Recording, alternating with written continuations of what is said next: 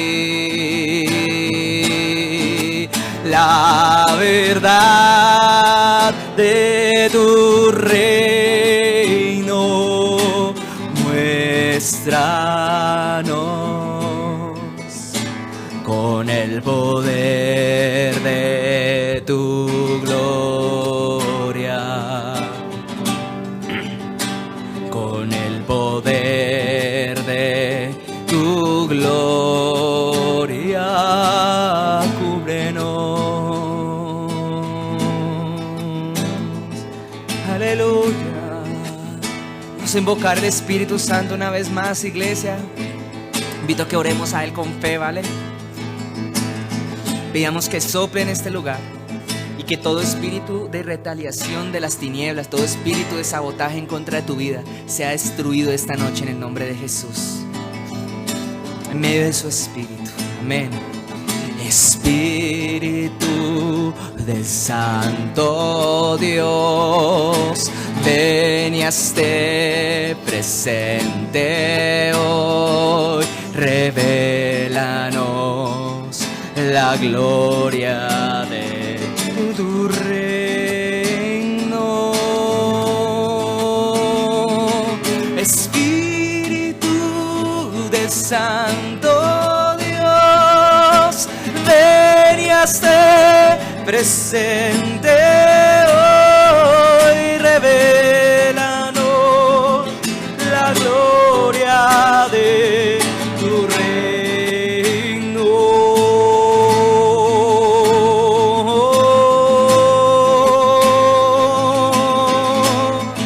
Y con poder de tu gloria, cúbrenos, vida nueva fluirá de ti,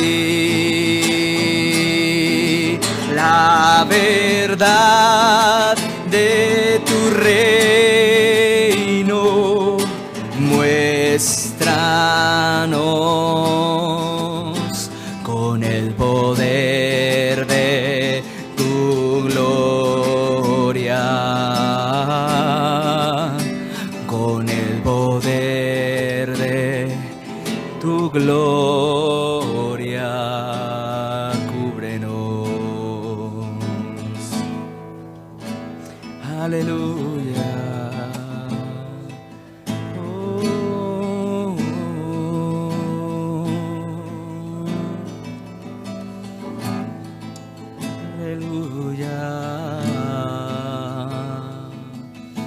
Señor Padre, oramos ahora para que, Señor,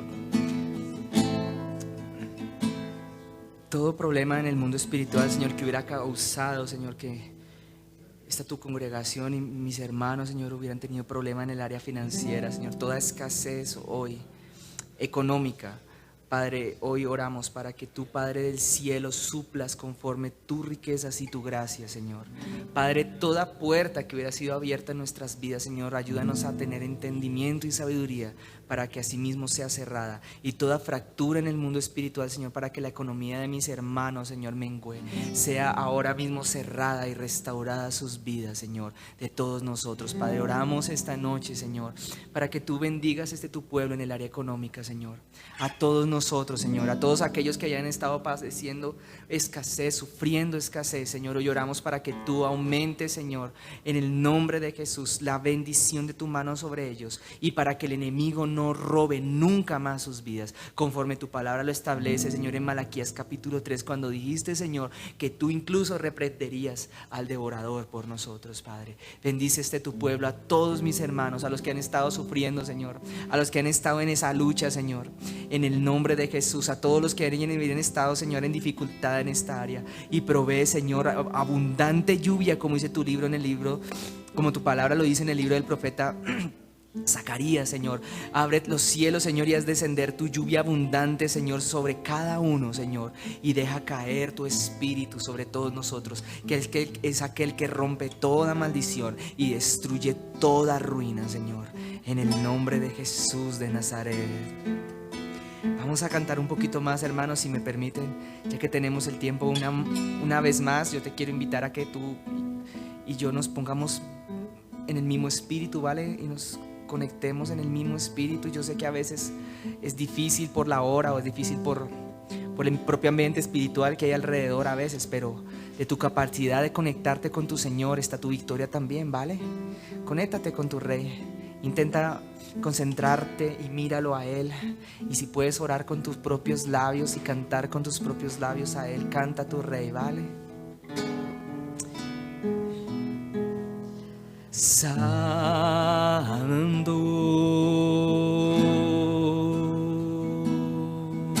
Santo,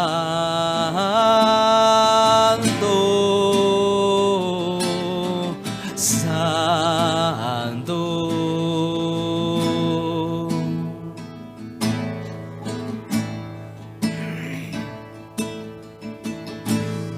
Aleluya. Santo,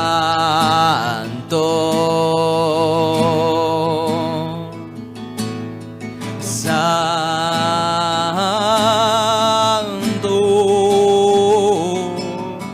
Santo.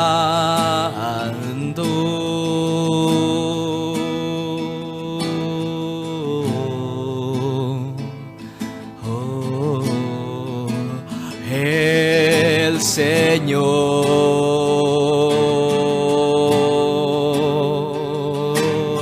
Dios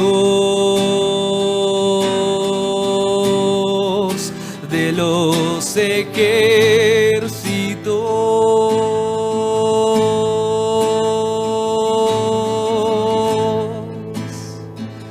Amén. El Señor, nuestro Dios de los ejércitos.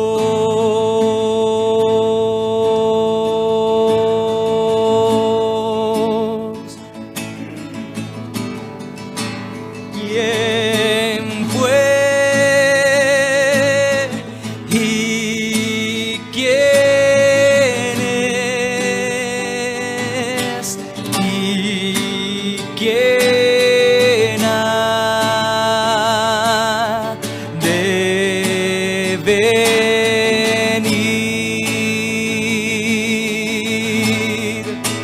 ¿Quién fue y quién es y quién ha de venir?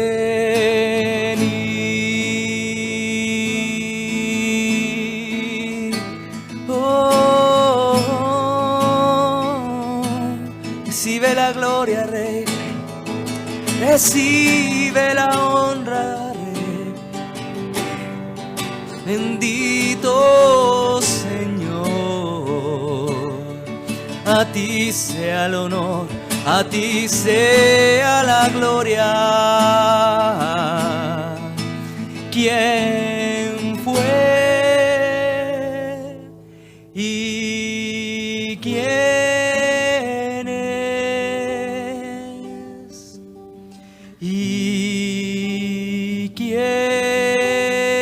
ha de venir?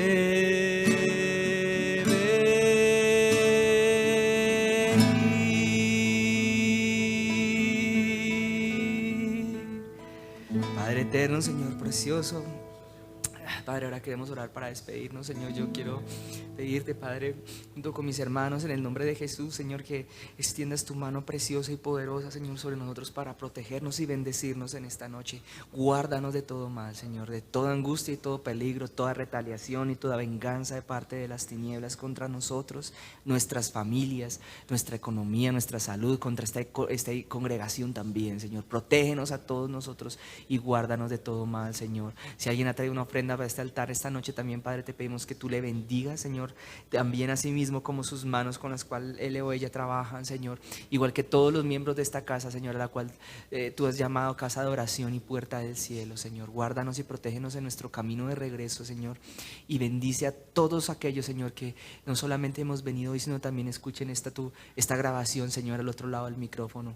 En el nombre poderoso de Jesús de Nazaret los bendecimos, en el nombre de Jesús, amén. Amén. Amén. Bueno, hermanos, ahora sí ya nos podemos saludar. ¿Qué les parece? Dios les bendiga. Nos vemos pasado mañana, ¿no?